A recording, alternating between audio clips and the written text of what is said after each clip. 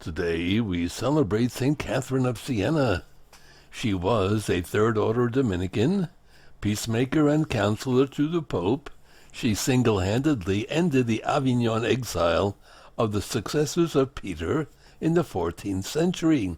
She is the co-patron or patroness of Italy and of Europe. Born in Siena on the Feast of the Annunciation in 1347, she was the 23rd of Jacopo and Lapa Benincasa's 25 children. Her twin sister died in infancy.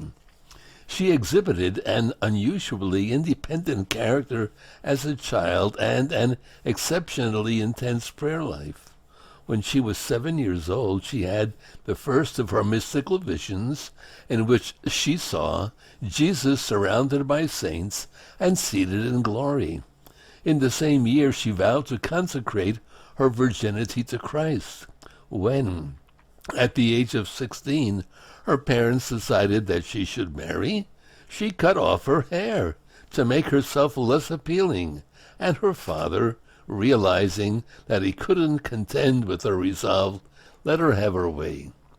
She joined the Dominican tertiaries and lived a deep and solitary life of prayer and meditation for the next 3 years, in which she had constant mystical experiences, capped by the end of the 3 years with an extraordinary union with God granted to only a few mystics, known as mystical marriage. St. Catherine suffered many intense periods of desolation alongside her mystical ecstasies, often feeling totally abandoned by God. She ended her solitude at this point and began tending to the sick, poor, and marginalized, especially lepers. As her reputation for holiness and remarkable personality became known throughout Siena, she attracted a band of disciples, 2 of whom became her confessors and biographers, and together they served Christ and the poor with even greater ardor.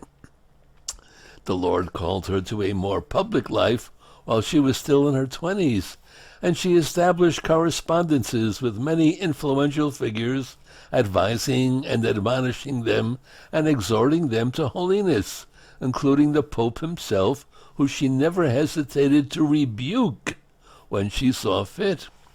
Great political acts which are attributed to her include achieving peace between the Holy See and Florence, who were at war, to convince the Pope to return from his Avignon exile, which he did in 1376, and to heal the great schism between the followers of the legitimate Pope, Urban VI, and those opposed him in 1380.